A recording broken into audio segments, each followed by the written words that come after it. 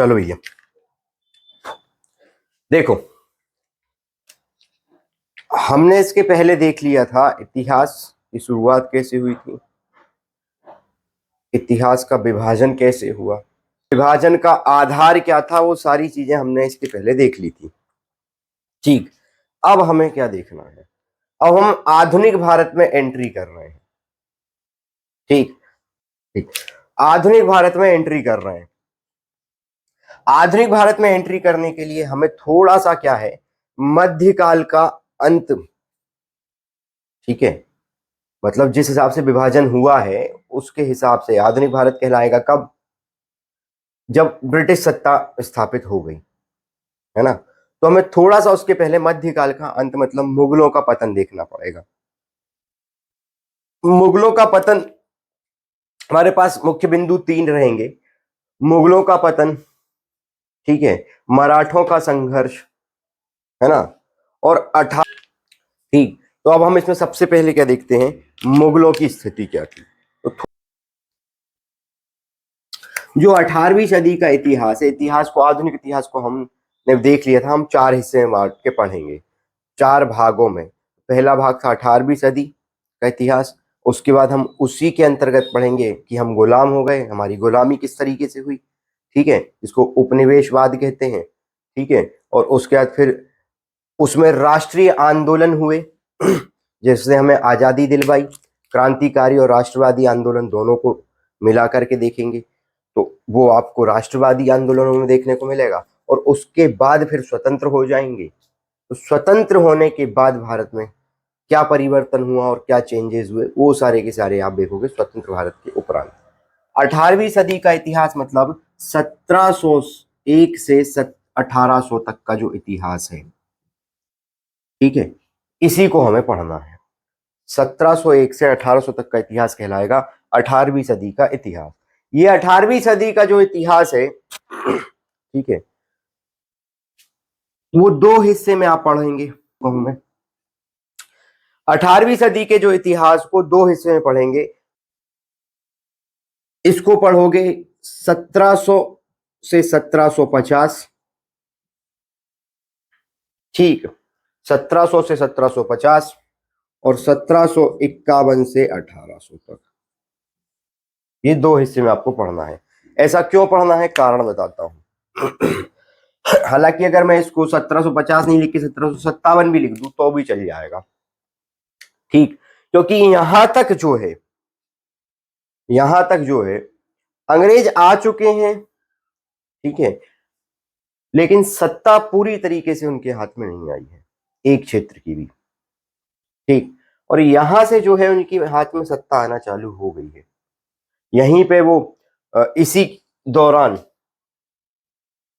है ना, इस दौरान के आते आते वो कर्नाटक युद्ध लड़ेंगे, ठीक है, प्लासी का युद्ध लड़ेंगे, बक्सर का युद्ध लड़ेंगे, ठीक है, बंगाल में पूरी तरीके से अपना कब्जा कर लेंगे, वहां की दीवानी और राजा मतलब दीवानी और फौजदारी, ठीक है, सिविल और क्रिमिनल दोनों हिस्सों पे अपना कब्जा कर लेंगे, ठीक है। मतलब इस समय उनकी प्रगति हो रही है, इसलिए इसको कहते हैं प्रगति का काल, है ना, क्योंकि हमारी प्रगति तो नहीं हो पा रही थी, हमारी प्रगति तो बिल्कुल ना के बराबर थी,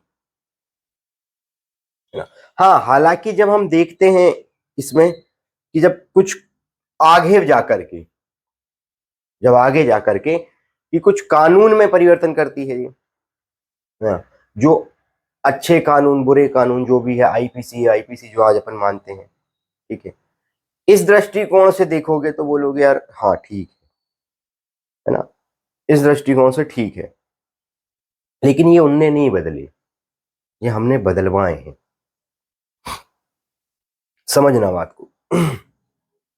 ठीक, तो अब आपने ये कर लिया, इतना कर लिया, तो मैं थोड़ा सा तुम्हें ये 1700 में जहां समझाना चालू करूंगा उसके पहले लेके चलता हूं, ठीक, थोड़ा सा मैं क्या तुम्हें थोड़ा सा पीछे लेके चल रहा हूँ, है ना। हालांकि मैं मुगल काल नहीं समझा रहा हूँ, है ना, लेकिन मैं तुम्हें थोड़ा सा पीछे लेके चल रहा हूँ। उसमें क्या है, तुम जो जो बच्चे ने मुगल नहीं भी पढ़ा होगा तो उसके दिमाग में क्या है, एक ग्राफ बन जाएगा, एक चित्र बन जाएगा कि किस तरीके से क्या क्या चीज हुई है। ठीक। जब प्राचीन काल से भारत का इतिहास चालू होता है तो आप प्राचीन काल को पढ़ोगे, प्राचीन काल के बाद मध्यकाल पढ़ोगे, और मध्यकाल के अंत अंत में, ठीक है, मध्यकाल के अंत अंत में बोला जाए, मुगलों का आक्रमण होता है भारत में। एक क्रमबद्ध तरीका बता रहा हूं थोड़ा सा, होता कुछ नहीं है और शुरुआत कैसे होती है वो देखेंगे। ठीक, होता कुछ नहीं और शुरुआत कैसे होती है ये चीज को देखेंगे। ठीक है, पहले पाषाण काल था। पाषाण काल में लोग पत्थर में रह रहे थे, आदिवासी कहला रहे थे। ठीक है, आदि मानव, माफ करिएगा, ठीक है ना। पाषाण काल में लोग पत्थर में रह रहे थे, आदि मानव कहला रहे थे, है ना। क्या कहला रहे थे? मानव कहला रहे थे, लेकिन आदि यानी पुराने, है ना। ऐसे मानव जो पुराने हो गए वो कहला रहे थे, पत्थरों के घरों में रह रहे थे। ठीक है, आगे धीरे धीरे धीरे धीरे बढ़ते सभ्यता चेंज हुई, है ना। सभ्यता चेंज होने के बाद फिर वो हड़प्पा सभ्यता आ गई, है ना। आई नहीं आई भैया? हड़प्पा आ गई। लोग बागों ने एक सुव्यवस्थित घर बनाना चालू कर दिया, नालिया वालिया सब, मतलब बहुत मॉडर्न कॉलोनी बना दी कुल मिला के। ठीक है, 100% मॉडर्न कॉलोनी, जिसको आज आप बोलते हो मॉडर्न कॉलोनी, वो हड़प्पा सभ्यता में आज से, मतलब जीरो से, आज मतलब जीरो, जीरो मतलब 2000 साल, 2021 साल पहले जीरो हो गया, और उससे भी, है ना, उससे लगभग लगभग 2350 साल पहले, समझना बात, उससे भी लगभग 2350 साल पहले, 1650 में आके खत्म हो जाती है वो बात अलग है ना, लेकिन उसके पहले और पहले जाके चालू होती है। ठीक है, 2350 से 1650 पे आके पूरी तरीके से नष्ट मिलती है, फिर 150 साल का इतिहास जो रहता है वो खत्म मिलता है। तो उसके बाद आ गई हड़प्पा, है ना, मतलब लगभग आज से 5000, 4500 साल पहले हड़प्पा आ गई। बात समझना मेरी, जिसमें सुव्यवस्थित घर बने हुए हैं, है ना, ये भी चले गए। इसके बाद युग परिवर्तन होते गए, वैदिक काल आ गया, वैदिक काल आ गया। वैदिक काल आने के बाद फिर वही आर्य आए, ये हुआ वो हुआ, पंडित आए, ब्राह्मण आए, है ना, चार वर्ण आए, चार वर्ण आए, चार वर्ण बोल रहा हूं मैं, ठीक है, ध्यान से सुनना, नहीं तो पता लगे कोई अभी उलझट्टा करवा ले। चार वर्ण आए, वर्ग नहीं आए। बात क्लियर हो रही है? चार वर्ण आए, वर्ग नहीं आए। तो इतिहास को पढ़ने से पहले समझना बहुत जरूरी, नहीं लड़ाई हो जाती है, क्योंकि मैं बहुत चीजें ऐसी नोटिस करता रहता हूं जो देश को बर्बाद करने के लिए काफी है। ठीक है, वैदिक काल आ गया, वैदिक काल के बाद फिर जनपद काल आ गया, जनपद काल आ गया। ठीक है, जनपद काल फिर आगे बढ़ा आगे बढ़ा आगे बढ़ा आगे बढ़ा, जैसे जैसे बढ़ते गया, राजपूत युग आ गया। राजपूत युग आने के बाद फिर आपने देखा कि मुस्लिम आक्रमण हो गया, मतलब सल्तनत आ गई, और सल्तनत आने के बाद फिर मुगल आ गए। मुगल आने के बाद यहाँ पे देखो चेंज हो रहा है, मुगल आए और मुगलों का जो पतन हुआ, अंत हुआ, उसके बाद यहां पे जाके हम हो गए क्या? अंग्रेजों के गुलाम। ध्यान से सुनना मेरी बात को, यहां पे क्या हुए? गुलाम। ध्यान से सुनना, जो आदि मानव आए, फिर हड़प्पा आए, ये भी चले गए, वैदिक सभ्यता आई, ये भी चली गई, है ना। जनपद काल आया, महाजनपद काल, महाजनपद काल बोल सकते हो इसको।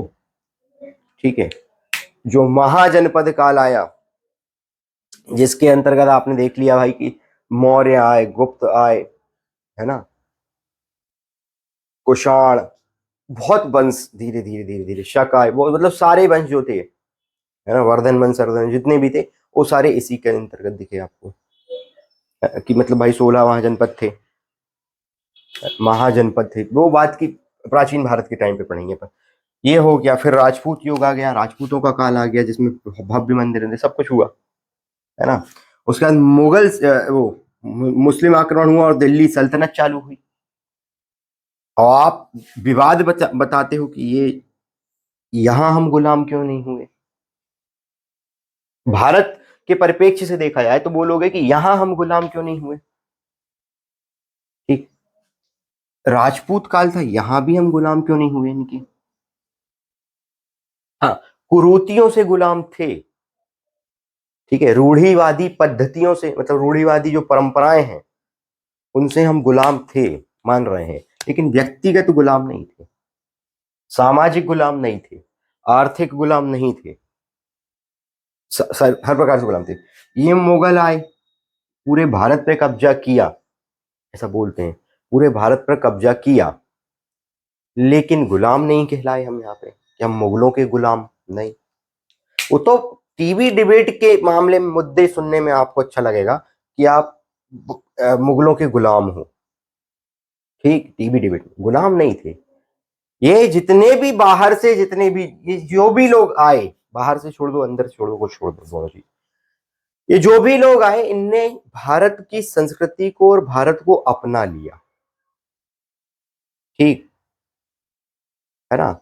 14 फरवरी 1483 को बाबर का जन्म होता है ना। 14 फरवरी 1483 को बाबर का जन्म होता है, और 21 अप्रैल 1526, है ना, 1526 को पहला पानीपत का युद्ध होता है।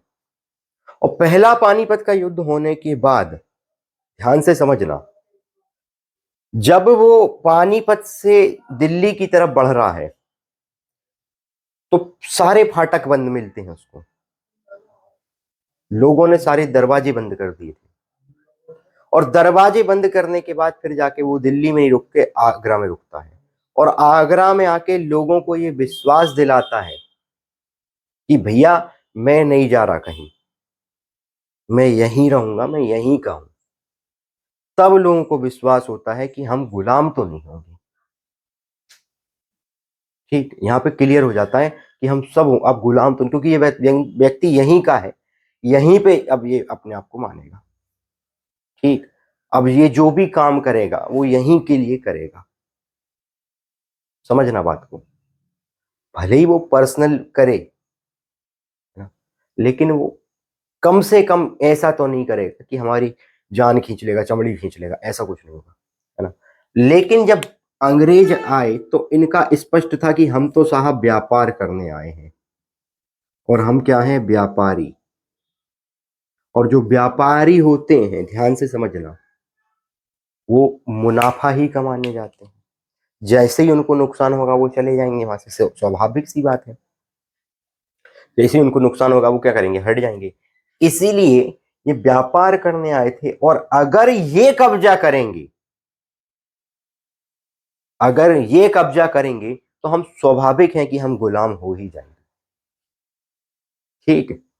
हम धीरे धीरे धीरे धीरे करके हर प्रकार से फिर गुलाम होते गए, धार्मिक, आर्थिक, सामाजिक, व्यक्तिगत, ठीक है, शारीरिक, मानसिक, सब प्रकार से गुलाम उसने। मैं पूरे बताऊंगा कितने प्रकार से गुलाम किया था, और कितने प्रकार से आप अभी की स्थिति में स्वतंत्र हुए हो, ठीक है। अभी आप सिर्फ और सिर्फ शारीरिक रूप से, ठीक है, और व्यक्तिगत रूप से स्वतंत्र हुए हो, ठीक, कि वो चले गए, बाकी हम स्वतंत्र हैं। तो यहां हम क्यों गुलाम कहलाए, पहले ये चीज समझ आई। इसके पहले यहां तक गुलाम क्यों नहीं थे, जबकि हड़प्पा सभ्यता में भी कोई क्षेत्र पे कब्जा रहा था, पूरे कई कई लोगों का, हालांकि यहाँ जनपद था, जनता की चल रही थी। दिल्ली सल्तनत में भी लोग बाग पूरी तरीके से कब्जा कर लिए थे पूरे भारत में। राजपूत युग में ये आपस में लड़ ली असल में, है ना, ये आपस में इनकी ज्यादा लड़ाई थी। अगर आपस में लड़ाई नहीं होती तो हो सकता था कि ये नहीं होता, ठीक है, ये नहीं होते, लेकिन आपसी लड़ाई के कारण हुआ क्या, फायदा मिल जाता है जब आप आपस में लड़ोगे। ये देखो इतिहास गवाह है, समझना इस चीज को, कि जब आपस में तुम लड़ोगे तो तीसरा व्यक्ति आके कब्जा कर लेगा। ये बाहर से आके कब्जा कर गए, तो बोल सकते हो बाहर से आए, भले ही भारत को अपना लिया, लेकिन बाहर से आ गए और ले गए भारत को, ठीक, क्योंकि यहाँ तो ये आपस में लड़ रहे थे।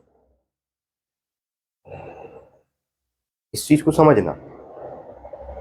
तो इसलिए आज भी तुम आपस में लड़ते हो, है ना, जात पात धर्म वर्म के नाम पे लड़ते हो, क्योंकि भारतीय तो नहीं हो, ये मान लेना। ये बोलते भले हो लेकिन भारतीय नहीं हो। बताऊंगा, मैं साबित भी कर दूंगा, कोई दिक्कत नहीं है। ये आपस में जब तक लड़े, तो तुम भी आज आपस में लड़ते हो, तीसरा व्यक्ति आके कब्जा कर लेगा, कोई बुराई थोड़ी है, तुम लड़ते रह जाओगे। ठीक, और ऐसे ही ये लड़े, ये टूटे, इनके समय पे भी ये लड़े। कौन से? इन इधर के जो वंश, हिंदू वंशज थे उनसे, मुस्लिम वंशज थे उनसे, ठीक है, जो तुर्की थे उनसे, अफगानी थे उनसे, सबसे ये लड़के टूटे। और जैसे ये टूटे, मौका किसको मिल गया? इन व्यापारियों को। और इस बार जो व्यापारियों को मौका मिला है, तो वो व्यापार करना उनका उद्देश्य ही है फिक्स। ठीक है, तो वो क्या करेंगे? व्यापार। और जो व्यापार, अब तो उनको पैसा कमाना था। व्यापार मतलब क्या? पैसा कमाना, मुनाफा लाना, ठीक है, लाभ कमाना। तो जब उनको लाभ 100% कमाना ही है ना, तो अब तो उनका ही है देश। ठीक, 1757, 1764 बक्सर के युद्ध के बाद तो बहुत स्पष्ट, 1757 क्या था, बहुत स्पष्ट था। 1764 का और स्पष्ट हो गया कि बंगाल तो उनका ही हो गया। और बंगाल बहुत बड़ा क्षेत्र था, पूरा खजाना लगभग बंगाल में था। ठीक, वो तो कोई दिक्कत ही नहीं थी उनको फिर। अब क्या व्यापार करना? अब तो सब अपने ही है, लेके चलो रे दादा। ये चीजें क्लियर हो रही हैं। ठीक, तो यहां हम गुलाम हुए, इस चीज को क्लियर हो जाए। अब आते हैं मुगल पे। थोड़ा सा मुगल का बैकग्राउंड समझो। 14 फरवरी 1483 को फरगना में एक व्यक्ति जन्म लेता है, एक बच्चा जन्म लेता है, जिसका नाम रहता है बाबर। ठीक, ठीक है। फरगना में एक छोटा सा राज्य है, काबुल से आगे अफगान मध्य एशिया की तरफ फरगना एक छोटा सा राज्य है। ठीक है, उसमें एक बच्चा जन्म लेता है बाबर, जिसको बड़े प्यार से जिसका नाम रखा जाता है, क्या है? जहरुद्दीन मोहम्मद बाबर। ठीक है, जहरुद्दीन मोहम्मद बाबर जो है, बहुत समय तक भारत की तरफ उसकी कोई नजर नहीं है, क्योंकि 1483 में वो पैदा हो चुका है, मात्र 11 साल की उम्र में। ठीक है, मात्र 11 साल की उम्र में, ध्यान से सुनना, ठीक है, वो बादशाह बनने की घोषणा कर लेता है।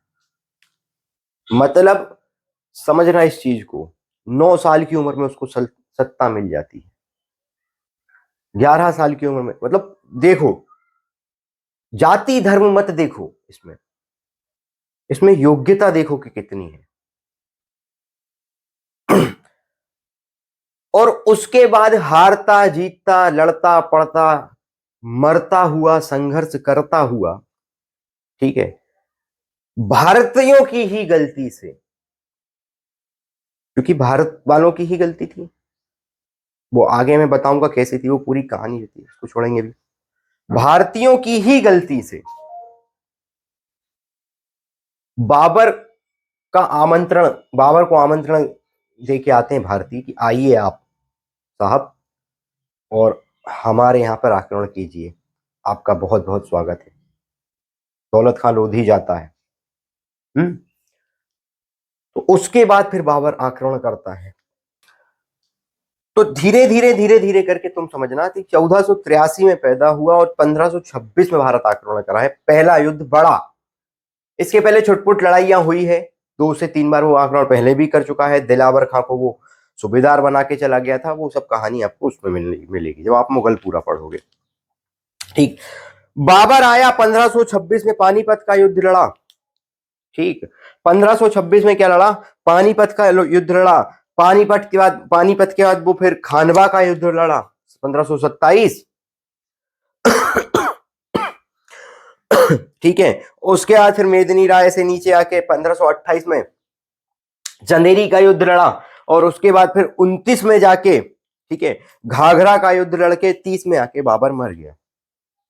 समझ आया? जिसको तुम बहुत ट्रिक व्रिक से याद करते हो और खुश हो जाते हो। ट्रिक से याद करने जैसा कुछ है नहीं, कहानी से याद करोगे, सारी चीजें बात की भी आती है, वो क्लियर हो जाएगी। बाबर बैठा, अब मैं तुम्हें सिर्फ सिर्फ उनके नाम बताऊंगा, किनके, बादशाहों के, ठीक है। और भारत में बादशाहियत चालू हो गई। जो सुल्तान थे वो अभी तक क्या थे, खलीफा को अपने से ऊपर मानते थे। खलीफा जो होता है इस पे अल्लाह का अंश है ऐसा माना जाता है, ठीक है। और खलीफा को अपने आप से ऊपर मानते थे। लेकिन बादशाहों में ऐसा नहीं था। बादशाहों का सीधा कहना था, ठीक है, हम हैं बादशाह। बाबर ने स्पष्ट क्लियर किया था, हम बादशाह हैं तो हम ही खलीफा हैं, ठीक है, ज्यादा बात करोगे तो मुंडी दचक देंगे, ठीक। उसने स्पष्ट कह दिया था कि बादशाह के अंदर ही अल्लाह का अंश है, तो चिंता करने की कोई बात है नहीं, ठीक है। बाबर बैठा, बाबर के बाद फिर उसका लड़का हुआ हुमायूं। हुमायूं बैठा, हुमायूं संघर्ष करते रहा और मर गया, संघर्ष करते रहा और मर गया। उसके बाद फिर उसका लड़का बैठा अकबर। देखो, बुराइयां सब में हैं, मैं योग्यताओं पे बात करूंगा। बुराइयां तो बहुत हैं सब में, ठीक है। उसके बाद फिर हुमायूं बैठा, हुमायूं के बाद फिर उसका लड़का कौन बैठा, हुमायूं के बाद हालांकि शेर शाह सूरी वापस से सल्तनत का लगा भारत में, है ना, लेकिन उसको देखेंगे बाद में। जो आज तुम जिस प्रकार का बाजार देख रहे हो दिल्ली में, है ना, यूपी में, यू बाजार व्यवस्था देख रही हो, या जो भी व्यवस्थाएं आप आज देख रहे हो, वो सारी की सारी शेर शाह सूरी की देन है। शेर शाह सूरी ने क्या किया था, इस तरीके का व्यापार, वो इस तरीके का बाजार सजवाया था, वो आगे बताएंगे, ठीक है। उसके बाद फिर अकबर बैठा, अकबर के बाद फिर उसका लड़का सलीम, है ना। जहांगीर बैठा जिसकी पत्नी थी नूरजहां, चटक महिला, एसडीएम जैसी, ठीक, जो नूरजहां थी वो एसडीएम जैसी थी, बात समझ आई, आजकल बहुत तेज ट्रेंड है वो भी, ठीक। नूरजहां एसडीएम जैसी थी, ठीक है। फिर उसके बाद फिर बैठा शाहजहां, है ना। शाहजहां के बाद फिर बैठा औरंगजेब। अब मैंने कुछ एक बता दिया, एक थोड़ा सा लिख देता हूं मैं यहाँ पे, ठीक। और कौन बैठा, औरंगजेब। ये जो ये है ना बेटा सलीम जहांगीर, ठीक, सलीम उसका नाम था, उपाधि जहांगीर की थी। शाहजहां का नाम खुर्रम था, है ना, उपाधि शाहजहां की थी, बताएंगे सब। ठीक है, ध्यान से समझो। ये जो औरंगजेब का जब काल आया, हालांकि जो भूरे थे, अंग्रेज थे, वो अकबर के समय में ही भारत आ गए थे। मतलब अंग्रेज मतलब यूरोपियन बोलूं मैं, अंग्रेज नहीं बोलूं उनको, जो यूरोपियन थे वो अकबर के समय में ही भारत आ गए थे, ठीक है। पुर्तगीज आए थे, ठीक है, पुर्तगाली आए थे, है ना, सूरत गुजरात, ठीक, वो बिल्कुल एकदम छिले मुर्गे टाइप के दिख रहे, लाल। अकबर ने खाने का प्रयास भी किया होगा, स्वाभाविक है ना, तो इन्होंने मुर्गे हैं ये तो खा लो, ठीक। तो इस समय ही आ गए थे पुर्तगाली, तो मतलब यूरोपियन एंट्री हो चुकी थी। अब ध्यान से समझने वाली बात है, जब यूरोपियन एंट्री यहीं हो गई थी और हमने जो इतिहास का विभाजन किया है वो, इसको समझना, हमने जो इतिहास का विभाजन वो कहाँ किया, यूरोपियन पद्धति से, है? तो यहीं से दे देना था ना आधुनिक भारत। अब ये सोचने वाली बात हो जाती, फिर क्यों नहीं दिया, क्योंकि ये आए थे, इनकी बखत वैल्यू नहीं थी, ये चल नहीं पा रही थी इनकी असल में, बात समझना, इनकी क्या है, चल नहीं पा रही थी। ठीक। फिर उसके बाद जहांगीर के समय में अंग्रेजों की ब्रिटिश एंट्री भी हुई थी, ठीक है, जिसको नूरजहां, ठीक, जो एसडीएम थी, है ना, नूरजहां देख के पिघल भी गई थी, है ना, एकदम लाल टपका दी थी बिल्कुल। महिलाएं भी चटक होती, ऐसी कोई जरूरी बात नहीं है कि सिर्फ लड़के तेज, महिलाएं भी चटक, लड़की छिछोरे नहीं है, लड़कियां भी छिछोरी हैं, ये साबित हो रहा, हम नहीं थोड़ी बोल रहे हैं, ठीक। फिर जहांगीर आया, बताऊंगा उसको मैं पूरा विस्तृत बताऊं, ऐसा दिमाग मत लगाओ जबरन में, ठीक है। फिर जहांगीर को मैं विस्तृत बताऊंगा, अभी से दिमाग मत लगाओ उस चीज पे। फिर जहांगीर के बाद फिर शाहजहां आया, ठीक है, यहां तक भी भूरे स्टेबल होना चालू हो गए थे, लेकिन अभी क्या है, ये पनियल थे, पानी काम कर रहे थे, ये ज्यादा फुदक नहीं पा रहे थे। ठीक, ये ज्यादा बाहर निकलेंगे तो क्या था, अकबर मुंडी काट देता था, जहांगीर साहब मुंडी काट देता था, शाहजहां भी मुंडी काट देता था। और ये चच्चा, ठीक है, लाल दाढ़ी, पान मुंह में फंसाया, दाढ़ी लाल करवाई, हरी पगड़ी बांधी और चालू। इनका अलग ही काम था ना औरंगजेब का। वो जिंदा पीर कहलाता था, बहुत ही कर योग्यता के मामले में तो औरंगजेब की टक्कर का कोई नहीं था। कर्म भले ही खराब थे, मुस्लिम समुदाय के लिए भी खराब थे उसके। भेदभाव नहीं करा ना उसने, उसमें क्या दिक्कत है, ठीक है ना। तो कर्म भले ही खराब आप कह सकते हो एक दृष्टिकोण को देखते हुए, मतलब अगर हिंदू दृष्टिकोण से देखोगे, ठीक है, तो बोलोगे यार उसकी कर्म खराब थे, लेकिन योग्यता तो थी ना यार, जब तो कर्री योग्यता थी। और जब तक वो जिंदा रहा तब तक किसी की हिम्मत नहीं हुई शिवाजी महाराज को छोड़ के, ठीक, शिवाजी को छोड़ के तब तक किसी की हिम्मत नहीं हुई ठीक ठाक तरीके से, है ना, कि कोई आंख उठा के देख ले। शिवाजी की बात अलग थी, शिवाजी में थोड़ा सा वो भी बराबर का टक्कर का योग्य, नहीं वो बहुत टक्कर का योग्य कर रही, है ना। तो इन चीजों को देखते चलना, ठीक। औरंगजेब का जब शासन चल रहा था, और औरंगजेब का शासन चला कहां, 1707 तक, ठीक। 1707 औरंगजेब के मरने तक, औरंगजेब के मरने तक अंग्रेज जो है ज्यादा बगावत नहीं कर पाए। चालू हो गया था काम इनका, छुटपुट जो ऐसे क्षेत्र जिनपे मुगलों का कब्जा नहीं है उधर पे जाके व्यवहार बनाने लगे थे, है ना, लेकिन वो व्यापार ही कर रहे थे 1707 तक। फिर एकदम से ऐसा क्या हो गया, ध्यान से समझना, 1608 में पहला भूरा आया था जहांगीर के काल में, ठीक है, जिसको 400 जात और कैप्टन हॉकिंस, जिसको 400 जात और 400 सवार का पद मिल गया, है ना। 1611 मिला, हालांकि 1608 में भी आया था पहला, है ना, उसको पद 11 मिला, जो 8 वाला आया था उसको भगा दिया। लेकिन उसके बाद यहां पे लग गए 100 साल, अभी तक भूरे कुछ नहीं कर पाए। लेकिन एकदम से ऐसा क्या हो गया भाई कि औरंगजेब के मरने के बाद सिर्फ 1757 आया और प्लासी जैसी बड़ी लड़ाई लड़ ली गई, ठीक, और बंगाल पे कब्जा तक होने लगा। बंगाल पे कब्जा होने के हो ही गया। उस समय का बंगाल मतलब बंगाल, उड़ीसा, झारखंड, समझ रहे हो, ठीक है, ये सब बंगाल कहलाता था। इतना बड़ा जो क्षेत्र था उस पर कब्जा हो गया सिर्फ 50 साल में। ऐसा क्या हो गया, मतलब कि ये बात इससे सिद्ध हो रही है एक, ठीक, कि जो 18वीं सदी का पूर्वार्ध, अब समझो 18वीं सदी का जो पूर्वार्ध था, मतलब यहां से यहां, है ना, इसमें कुछ ना कुछ गड़बड़ हुई है। और जो कुछ ना कुछ गड़बड़ हुई है वो अंग्रेजों की तरफ से हुई है क्या, नहीं, तो वो कौन की तरफ से हुई है, वो हुई है बादशाहों की तरफ से, वो हुई है भारतीयों की तरफ से,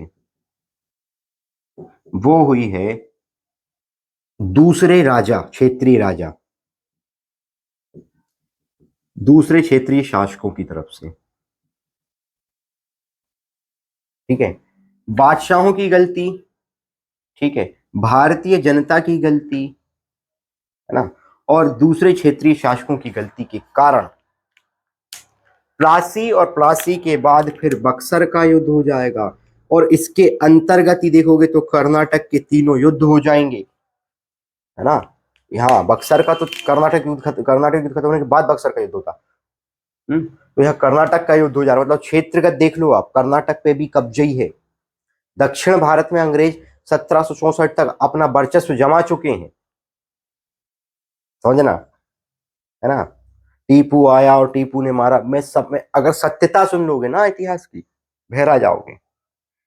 लेकिन सत्यता सुनाऊंगा ही सिर्फ, ठीक, लिख नहीं सकते हो सत्यता को। हाँ, उसको, उसका सहारा लेके तुम उत्तर लिख सकते हो, उस सहारे में है, मैं बताऊंगा उसकी प्रक्रिया। तो दक्षिण भारत पे तो कब्जा हो गया। वो भारत जिसमें भूरों को सिर्फ पनियल समझा था, और इन पनियल ने क्या करा, 1764 आते आते आते कर्नाटक भी लील गए, और ये पूरी पट्टी लील के बैठे हैं एक तरीके से। वो समझ रहे हो बात को, वो व्यापार करने आए थे, ठीक।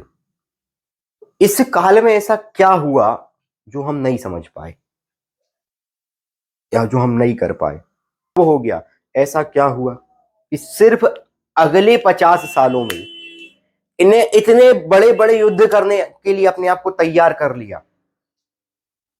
अभी तक सिर्फ बोरी टांग के आ रहे थे और चले जा रहे थे। कैसे आई ये बताऊंगा, सब पूरी प्रक्रिया है उसकी। अभी मैं तुम्हें इसके पहले का बता रहा हूँ, फिर उसके बाद अंग्रेजों का आगमन, ठीक है, मतलब यूरोपियन आगमन जो होगा फिर वो, ठीक। तो ये कैसे हुआ अब वो समझो। बाबर, हुमायूं, अकबर, जहांगीर, शाहजहां, औरंगजेब तक तो, ठीक, औरंगजेब तक तो जो आपका पूरा का पूरा काल चला है ना, जो आपकी पूरी की पूरी बादशाहियत चली, अगर मैं देखूं तो बाबर ने आंकड़े 1526 से 1760, लगभग 200 साल का जो शासन था, वो इतना तगड़ा कि कोई आंख उठा के देखने वाला नहीं। कोई विरोध कर रहा तो उस विरोध को वहीं के वहीं कचर दे रहे। हाँ, हालांकि आंतरिक कलह हुई क्योंकि एसडीएम आ गई थी बीच में, ठीक है, यहाँ पे एसडीएम आ गई थी, तो आंतरिक कलह तो हुई, ठीक। सेल्फ स्टार्ट महिला थी ये बहुत।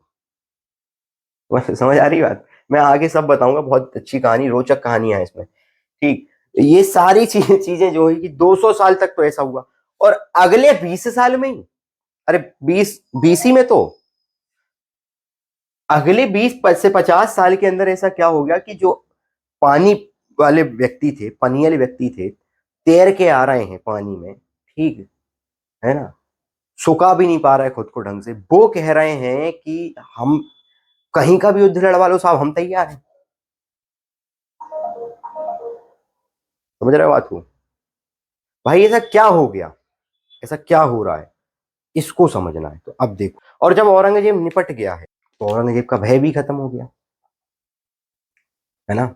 और औरंगजेब के ही काल में मराठा विद्रोह होना चालू हो गए थे, और मराठों का विद्रोह दबाते हुए ही औरंगजेब मर गया। वो बोल के मरा था कि इन दक्कन के नासूरों ने, ठीक है, इन दक्कन के नासूरों ने जीना हराम कर दिया कुल मिला के, ठीक। क्यों, पहाड़ी चूहा बोलता था वो शिवाजी को, कारण, किधर तुम छुप के मारते हो, मारेंगे ना भाई, हमारी पद्धति है, वो साफ बोलते थे।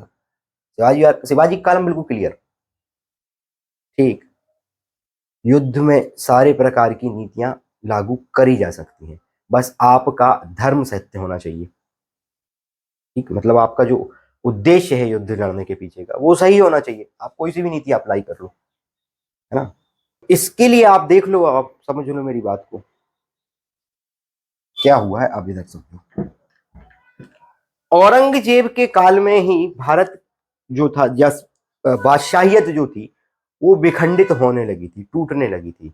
क्यों, क्योंकि हुआ क्या है, शिवाजी जो थे, शिवाजी के टाइम पे ही मराठी बहुत ज्यादा, मतलब क्या हो गए हैं, उनके अंदर हिंदुत्व की भावना जाग गई है, और मराठे जो हैं अब अपने हक की लड़ाई के लिए लड़ना चालू कर दिए, और मराठों का नेतृत्व कर रहे हैं शिवाजी, कर रही आदमी, बहुत कर रहा आदमी।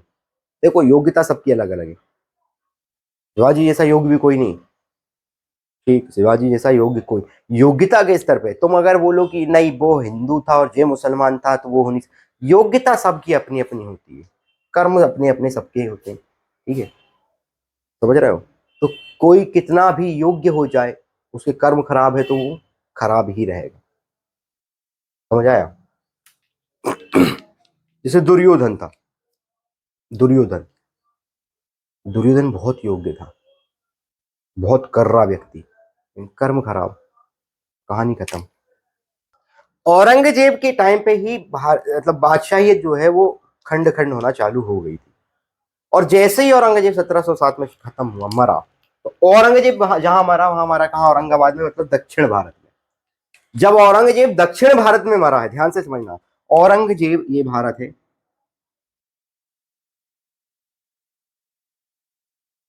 ठीक।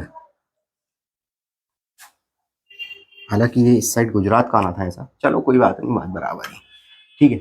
ये भारत है और यहां कहीं औरंगजेब मरा है, औरंगाबाद में, ठीक है। और वहीं पे मराठों का विद्रोह दबाते दबाते औरंगजेब मर गया, ठीक। और मरने के बाद देखो दक्षिण भारत में है वो, और लगभग 25 साल तक, 25 से 30 साल तक औरंगजेब दक्षिण भारत में है। वापस नहीं जा पाया वो उत्तर भारत कभी दोबारा।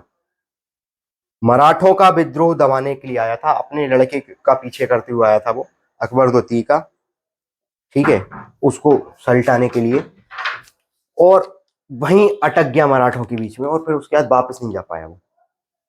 तो ध्यान से समझने वाली बात यह है कि लेकिन उसका खौफ इतना है, उसका डर इतना है कि जब तक वो जिंदा रहा तब तक दिल्ली खाली पड़ी है, आगरा दिल्ली खाली पड़ा है, कोई बादशाह नहीं है वहां पे। लेकिन डर देखो उसका, खौफ देखो, वहां पे कोई विद्रोह नहीं हुआ, क्योंकि गलती से भी कोई विद्रोह कर देता तो वो मैं बता रहा हूँ पजा पजा देता भैया, बहुत कर रहा है, युद्ध के मामले में तो बहुत कर रहा। ये दिल्ली आगरा, ठीक है।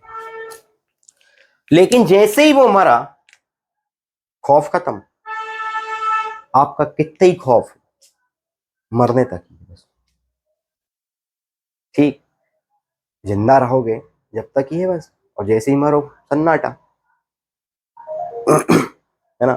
हाँ, लेकिन बलबन एक सल्तनत में पढ़ोगे, बलबन, बलबन का खौफ मरने के बाद भी था उसके लोगों के अंदर, कि दादा कहीं उठ के नहीं आ जाए। तो यहां पे जो स्थिति अब है, 1707 में ये निपट गया,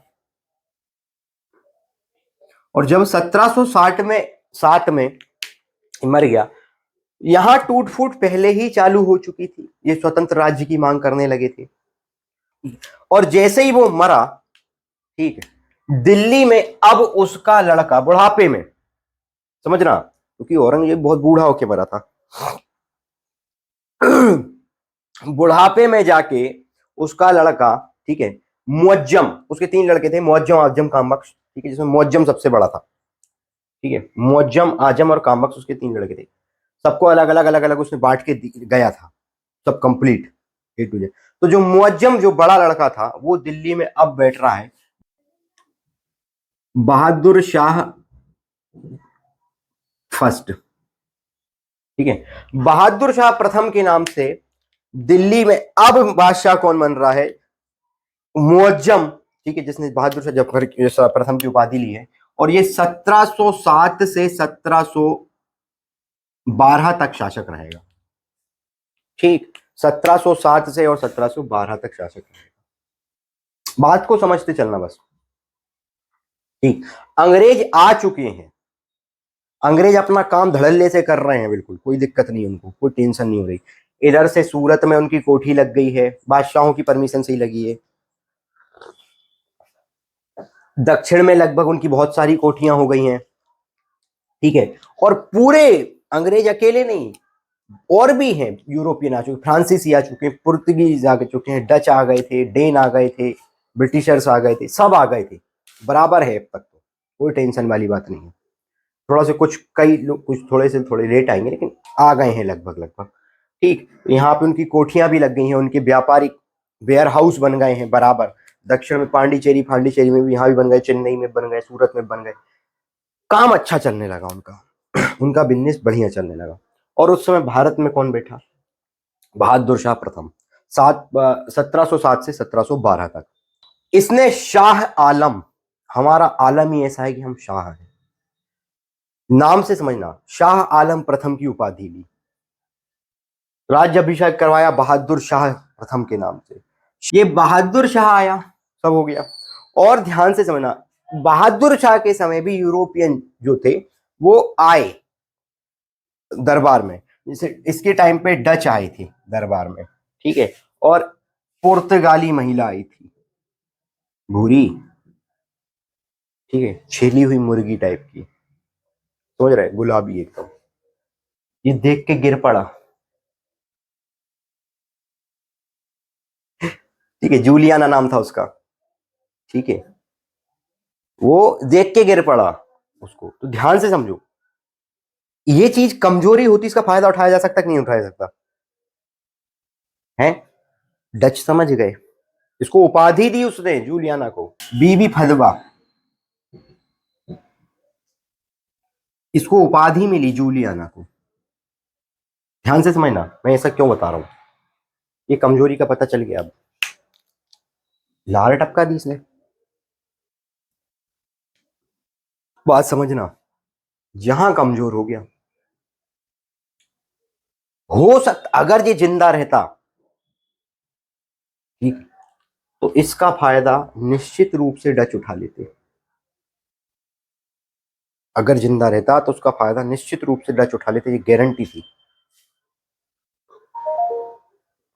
क्योंकि इसकी कमजोरी पकड़ ली थी, और मुगलों के पास कमजोरी बहुत थी, है ना, कोई पकड़ने वाला नहीं था, पकड़ लेता तो सब खत्म कर देता। तो बात समझना, लेकिन इसी के काल में क्या हुआ, ध्यान समझ, ये तो सब हो गया, इसको मिटाऊं थोड़ा सा, मैं थोड़ा बताऊंगा अगर, इसी के काल में क्या हुआ, जब बैठ तो गया शाहजादा मुअज्जम, लेकिन बैठने के बाद भी गृह युद्ध छिड़े रहे, आपसी युद्ध चलते रहे, आजम काम बख्श से इसके युद्ध चलते रहे, ठीक, तो 1707 से 1712 तक जब गृह युद्ध छिड़ा है, मतलब निश्चित बात से क्या है कि आंतरिक कलह है, और आंतरिक कलह है तो मतलब कोई तीसरा व्यक्ति आके फायदा उठा सकता कि नहीं उठा सकता, बोलो भैया, स्वाभाविक है उठा सकता है, ठीक है, और इसके मर जाने के बाद, ठीक है, लंपट मूर्ख बैठा शासक, एकदम शुद्ध मूर्ख, इतना मूर्ख जिसकी कोई हद नहीं, ये युद्ध ही लड़ते रहा, 1709 में युद्ध लड़ा, 1711 में युद्ध लड़ा, 12 में जाके मर गया, और 12 के बाद फिर बैठा जहादर, ठीक है, जहादर शाह, कौन बैठा, जहादर शाह, 1712 से 13 सिर्फ एक साल के लिए बैठा, 1712 से 13 ये सिर्फ एक साल के लिए बैठा, 1712 से 13 जहादर, जहादर शाह क्या बना, यहाँ का बादशाह बना, ये शुद्ध मूर्ख था, और इसकी मूर्खता के कारण कुछ काम हो ही नहीं पाया, कोई दिक्कत नहीं थी। इसके बाद एक और शासक बैठा, फर्रुख सियर, जो मूर्ख जिसको नहीं बोलते थे, ठीक है, ये सर्वोच्च कोटि का मूर्ख था, इसके पास दिमाग नाम की चीज ही नहीं थी, ये भावनाओं में बह गया, बताता हूं कैसे। फिर बैठा 17 फर्रुख सियर, फर्रुख सियर बैठा 13 से 19 तक, और यही वो समय है, इसी समय ये निश्चित हो गया था कि भारत अब गुलाम हो जाएगा। फर्रुख सियर के साथ क्या हुआ, फर्रुख सियर के पांव में कांच गड़ गया, बाटल गड़ गई होगी, नशे में बाटल पी के भाई फेंक दी, ठीक, और निकल गए चल के उस पे से, तो कांच गड़ गया पांव में, अब पांव में कांच गड़ गया, घाव बन गया, भूरे आए, बादशाह को हो गया कुछ, भूरे भी देखने आए कि हम भी देख के आए, अब भूरे आए तो भूरों ने क्या किया, इसकी मलहम पट्टी कर दी, समझना बात को, बैंडेड एंडेड लगा दी थोड़ी सी, नहीं मरना, नहीं नहीं नहीं रोते नहीं रोते करके शांत करा दिया, और एक अंग्रेजी दारू दे दी उसको। तो जे घुटने ने क्या किया, ज्यादा ही खुश हो गया, है ना, भूरे आए हैं, ध्यान से सुनना, भूरे आए हैं, कोई काम फ्री में नहीं करते, कुछ ना कुछ चाहिए, मरहम पट्टी भी करी है तो क्या चाहिए, कुछ ना कुछ चाहिए, पक्की बात है। उनने व्यापार करने की परमिशन मांग ली, कैसा व्यापार, टैक्स फ्री व्यापार करने की परमिशन मांग ली, और फर्रुख सियर बैठे ही थे फोकट, अरे चाचा तुमने तो काम करके दिया है हमें, ठीक है, और लियो साहब कर दिया साइन, और अंग्रेजों को व्यापारिक मैग्ना कार्टा दे दिया, 0% टैक्स पे ऑल इंडिया में व्यापार करने का, बोलो भैया क्या दे दिया? 0% टैक्स पे ऑल इंडिया व्यापार कर सकते हैं। अब इन पे कोई टैक्स ही नहीं है। मतलब आपने 20 रुपए में वस्तु बेची तो आपके पूरे 20 रुपए आपके। अभी तक टैक्स लग रहा था और भारतीयों पे टैक्स है। देखो गुलाम होना चालू। ये था वो घटना। ठीक, समझ रहे हो बात को? हम्म। फिर पतन चालू हो रहा है। देखो ये पतन हो गया 1719 में, फर्रुख सियर में मर गया।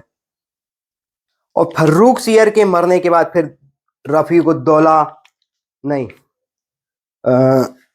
हाँ, रफीकुद्दौला बैठा, रफीकुद्दर्जात बैठा, है ना। फिर रफीकुद्दर्जात के बाद वो भी जरा सही 19 से 19 ही रहा, ठीक है, एक 4-6 महीने के लिए। उसके बाद फिर रफीकुद्दौला बैठा, ये भी आंतरिक कलह के कारण मर गए, ठीक। और उसी के बाद फिर उसके बाद दर्जात दौला दोनों एक ही साल में मर गए। फिर बैठा मोहम्मद शाह रंगीला। फिर कौन बैठा? मोहम्मद शाह रंगीला। ठीक, मैं तुम्हें भी एक वो बता रहा हूँ क्योंकि मैं कहानी बोलूं अभी, मैं कहानी बोलूंगा ना अभी, तो वो तुम्हें याद रहना चाहिए कैसा कैसा कैसा कैसा क्या हुआ। ठीक है, मोहम्मद शाह रंगीला बैठा और मोहम्मद शाह रंगीला के समय पे, ये इतना रंगीला था, ठीक है, मोहम्मद शाह रंगीला के समय पे कई सालों के बाद अभी तक औरंगजेब के कारण या मुगलों के कारण बोल सकते हैं, मुगल बादशाहियत तक 200-250 साल हो गए ढंग से बोल रहा हूं, ढंग से भारत पे कोई विदेशी आक्रमण नहीं हुआ। जे ही जा रहे थे विदेश में आक्रमण करने, शाहजहां भेजा था, है ना, मध्य एशिया तक जे ही जा रहे थे, भारत पे कोई नहीं था। लेकिन जब विदेश बाहर वालों को भी पता चल चुका है कि अब तो विदेशी आक्रमण करने के लिए विदेशी अंदर घुस के बैठे हैं, हम भी कर दो, तब भारत पे एक आक्रमण होता है। वो बेटा यार देखो मैं बता रहा हूं, ये जो इतिहास है ना बहुत कंफ्यूज करेगा, 4-5 लेयर में चलता है, सारी लेयर को लाके एक जगह पे टांग देना पड़ता है, ठीक है। क्योंकि तुम इधर पढ़ रहे हो सिर्फ बादशाहियत, इधर सिख चालू हो चुके हैं, इधर मराठे चालू हो चुके हैं, समझ रहे हो, इधर से अंग्रेज अलग हैं, समझ रहे हो, तो ये सबको मिलाना पड़ेगा। बहुत कंफ्यूज करता है, ऐसा नहीं होता। इसलिए पहले अपन भी ये टूटा, इसके बाद अंग्रेज आए ना, तो पहले इसको देखो। अभी अभी समय सबर लो जरा, ठीक है। इसके टाइम पे 1739 में विदेशी आक्रमण हो रहा अफगानों का, नादिर शाह आ रहा है भारत, और नादिर शाह आया और ये चमचोला भग गया। नादिर शाह ने आक्रमण किया, और जब आक्रमण किया तो 1719 से 48 तक ये बैठेगा, ठीक। तो जे क्या किया, दक्षिण भारत की तरफ भग गया, दिल्ली खाली छोड़ दी इसने, ऐसा कत्लेआम मचाया उसने दिल्ली में, ठीक। नादिर शाह ने ऐसा कत्लेआम मचाया जिसकी कोई हद नहीं। और कोहिनूर हीरा, ठीक, कोहिनूर हीरा, ठीक है, और तख्ते हाउस, मतलब कि वो जो जिसपे बैठता था मयूर सिंहासन, वो लेके चला गया। अरे बादशाह की गद्दी उठा के ले, अब कहां बैठेगा, फट्टी बिछा के नीचे। और जैसे ही नादिर शाह वापस गया, ये वापस आ गया, कहते हम ही बादशाह हैं। अब मेरे को बताओ इसकी कोई इज्जत है? भारतीय जो लोग थे या भारतीय अन्य शासक थे, वो देख रहे नहीं देख रहे, समझना। क्यों टूट रहा है वो भी बता रहा हूं मैं भी, है ना, क्यों टूट रहा है वो भी। ये चमचोले होते जा रहे हैं, धीरे धीरे कमजोर होते जा रहे हैं। जब शासन कमजोर होते जाएगा तो स्वाभाविक सी बात है, मेरे को एक चीज बताओ, एक स्वाभाविक बात बताना, मेरे पास इतना बड़ा क्षेत्र दिया रखा है मेरे को, जागीरदारी में, वहां का मैं जागीरदार हूं, या वहां का मैं आप बोल तो सूबेदार हूं, ठीक है। तो जब मैंने देख लिया कि मोहम्मद शाह रंगीला ऐसी हरकतें कर रहा है, तो मैं क्या करूंगा बताओ? कि इसको तो लपाड़ा मार के मार सकते हैं, कोई भी फेंट मार दो मर जाएगा। तो मैं अपने आप को स्वतंत्र कर लूंगा कि नहीं कर लूंगा, ये बताओ? बोलो भैया, मैं अपने आप को स्वतंत्र कर लूंगा कि नहीं कर लूंगा, सत्ता बता दो। कर लूंगा ना? ठीक, तो मैं वो ही बता रहा हूं कि क्यों क्यों टूटे, कैसे टूटे, वो एक अभी है, अलग मैटर है। क्यों टूटे पहले ये समझ लो, और क्या हुआ कि अंग्रेज आ गए। तो ये चीज भूरों को भी तो दिख रही ना, भूरों को भी दिख रही है ये चीज। यार ये तो चमचोला है, इसको तो अभी अपन रुक जाओ करवाते हैं। ठीक, मोहम्मद शाह रंगीला हो गया। ठीक, मोहम्मद शाह रंगीला के बाद फिर अगला बैठा, ठीक है, अहमद शाह बैठा 1748 से 44 तक, वो 54 तक। फिर ठीक है, फिर बैठा आलमगीर द्वितीय 54 से 58 तक। आलमगीर द्वितीय, ध्यान से समझना, 54 से, और यहाँ कर्नाटक युद्ध चल रहे हैं। बस ये बैठ रहे हैं, ये इनको बस शौक है कि हम भी बादशाह बनेंगे एक दिन के लिए। भारत में क्या हो रहा कोई मतलब नहीं, बस बादशाह हैं। ठीक है ना, ले आओ सोने के गिलास में दारू ले आओ, और एक मुर्गा ले आओ जिंदा, कच्चा खा लेंगे, कोई दिक्कत नहीं, बादशाह हैं हम, इनको शौक चढ़ा। समझ आ रही बात? ठीक है, फिर बेटा शाहजहां तृतीय, मतलब 58, 1758, 1758 के बाद फिर एक ही साल बैठा था 59 तक। ठीक है, उसके बाद फिर उसके बाद यहाँ एक लंबा बैठेगा, क्या नाम है उसका, शाह आलम, शाह आलम द्वितीय 1759 से 6 तक, 1806 तक। ठीक, और उसके बाद फिर कुछ नहीं था, सिर्फ नाम बचा था, अकबर द्वितीय बैठा और बहादुर शाह जफर द्वितीय बैठा। मतलब ये आप मान के चलो, ये 6 तक, बस ये अंतिम देखा जाए तो यहाँ पे मुगल सल्तनत पूरी तरीके से खत्म है। ठीक है, जो नाम की बची थी वो भी खत्म है। ठीक है, बहादुर शाह जफर द्वितीय को 1857 में, 1857 की क्रांति का नेता बनाया गया था, और उसके बाद फिर भूरों ने उसको पकड़ लिया, मार दिया, वो आगे की कहानी है। ठीक है, इस तरीके से, ठीक है, ये जो थे मुगल बादशाह रहे। बात समझ आई? ये मुगल बादशाही तो आपको इधर तक समझ आ गई। ठीक है, कि मुगल बादशाह किस तरीके से थे। तो ऐसे मुगल बादशाह बैठे। अब मेरे को बताओ कि स्वाभाविक है कि नहीं है कि सारे जो बादशाहियत है वो टूटेगी ही टूटेगी, जब एक के बाद एक राजा बदला रहे हैं। ठीक है, और बदला नहीं रहे हैं, ध्यान से समझना, सैयद बंधु, दो भाई, ठीक है, ओला चलाने वाले, चले टैक्सी टैक्सी टैक्सी वाले, समझ रहे हैं, वो क्या कर रहे हैं, वो बादशाहियत अपने हिसाब से चला रहे हैं। हम चाहेंगे जिसको बिठा देंगे बादशाह बना के, समझ रहे हो, ऐसे करके बदलेंगे। मैं बताऊंगा सब, जब मुगल पढ़ोगे तो उसमें बताएंगे इस चीज को। तो जब ऐसे राजा बैठेंगे, ऐसे बादशाह बैठेंगे देश की सत्ता पे, तो क्या भूरे नहीं देख रहे? देख रहे हैं, और भूरे इस समय मजबूत हो रहे हैं। क्यों? क्योंकि उनको दक्षिण भारत का पूरा सपोर्ट है, समझ ना, इधर बंगाल तक का पूरा सपोर्ट मिल जाएगा।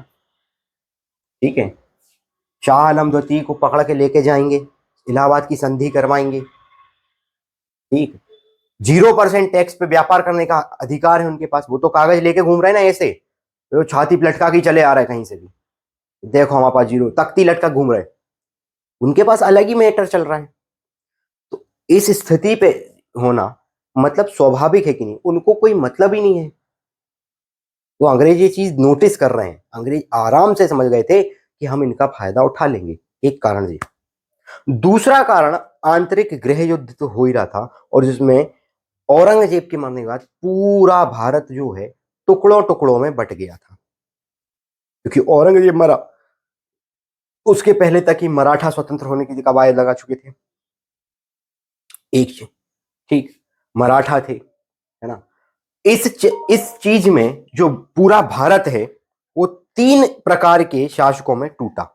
देखो, जो मुगल साम्राज्य था, इनकी हरकतों के कारण, कौन की हरकतों के कारण? बादशाहों की हरकतों के कारण। ठीक, 3 हिस्से में टूटा। 3 प्रकार के शासक मिले देश को देखने के लिए। एक मिले जो सूबेदार थे, उनने क्या की, स्वतंत्र सत्ता बना ली। सूबेदार ही स्वतंत्र सत्ता बना रहे हैं, मतलब बादशाहों के अंदर के लोग ही अगर बना रहे हैं उसको बोलेंगे उत्तराधिकारी राज्य। कि उत्तराधिकार जो है, ठीक है, कि भाई इन्हीं के अंदर काम करने वाले सूबेदारों ने क्या किया, उत्तराधिकारी राज्य टूटे। और उत्तराधिकारी राज्य क्या में टूटे? बंगाल, अवध और हैदराबाद। बात समझ रहे हैं? बंगाल, अवध और हैदराबाद, ठीक। और इसके बाद एक था विद्रोही राज्य जो विरोध कर रहे थे बादशाहों का। अगला जो भारत टूटा वो टूटा विद्रोही राज्यों में जो विरोध कर रहे थे भारत का। विद्रोही राज्य, मेरे को अब दिमाग लगा के खुद ही थोड़ा सा एक आध तो नाम बता सकते हो तुम कि विद्रोही राज्य कौन सा होगा। इस समय देखोगे तो सिख संप्रदाय जो था वो विरोध कर रहा था बादशाहों का। इनके गुरुओं को मार दिया है कि उसने। मराठा, ये मूल रूप थे, मुख्य रूप से जी थे, ठीक। और एक वो वाला क्षेत्र टूट गया जो पहले से टूटा हुआ था। टूटा हुआ था मतलब जो मुगलों के क्षेत्र के अंतर्गत नहीं आता था, मतलब मुगलों की बादशाही के अंतर्गत नहीं आता था क्या, ठीक है। एक जैसे मैसूर, त्रावणकोर, दक्षिण, बिल्कुल दक्षिण के एरिया, ठीक है। और कालीकट, इसको नाम को याद रखना, कालीकट, ये नाम याद रखना, जम्मूरियन। ये देखो इन हिस्सों में भारत टूट गया। मैंने लिखा इसमें बंगाल ने उत्तराधिकार हो गया लेकिन स्वतंत्र हो गया एक तरीके से। अब जब बंगाल स्वतंत्र है, विचार करना, तो वो बादशाह के अंतर्गत नहीं है, लेकिन अंग्रेज किस प्रकार से मूर्ख बनाएंगे ये अभी आपको कल की क्लास में देखने को मिलेगा, ठीक है। ये सब बेटा वही है, सिख, मराठा, जाट, रोहिंग्या, सिख हो गया, मराठा हो गया, जाट हो गया, रोहिंग्या हो गया, अफगान हो गए, रोहेला, ठीक है। जो रोहेला अफगान से दूसरी एक शाखा टूट के आई थी, वो सारे के सारे जो थे ना, वो सारे के सारे ये विद्रोही राष्ट्र विरोध कर रहे थे। ये विद्रोही थे, ये मुगलों का विरोध करते थे, इसलिए अलग टूट गए। जब मर गया और इनकी हरकत ऐसी थी चमचोली, ठीक है, मोड़ी देख के लोट मार जा रहे हैं, सीधी बात है। वो जूलियाना को देख के लोट मार गया बिल्कुल कि नहीं नहीं मैं तो ब्याह कर लूं अब भी। अब ऐसी हरकतें करोगे, चमचोली हरकत करोगे तो मरोगे, ठीक। मरने की स्थिति में थे तो उसमें कुछ नहीं कर सकते थे। तो ये जो है इसके बाद जो टूटे, और तुम्हें अब एक चीज समझ आई कि ये टूटे क्यों, ये समझ आ गया। ये जो टूटे तो मैं तुम्हें एक चीज और समझ आई होगी कि भैया बता दो अब कि अंग्रेजों ने कब्जा कर कैसे लिया। जब आप संगठित हो तो आपको तोड़ पाना मुश्किल है, असंभव है। अगर कर्रा संगठन है तो असंभव है, लेकिन आप टूट गए तो आपको मार पाना संभव है। ये टूट गए और इनको मार पाना संभव हो गया। संगठित रहते, सपोर्ट करते, लेकिन नहीं, देश आंतरिक कलह के कारण इनको ही कर लेने देते 1767 में मराठों को, तो 1761 में मराठों को ही कर लेने देते कब्जा। वो तो तैयार थे, बादशाह की तरफ से लड़े थे मराठी। मैं बताऊंगा कल की क्लास में, सारी चीजें बताऊंगा इसके आगे, ठीक है। इसके आगे अपन बेटा कल, ठीक है, इतना पर्याप्त है।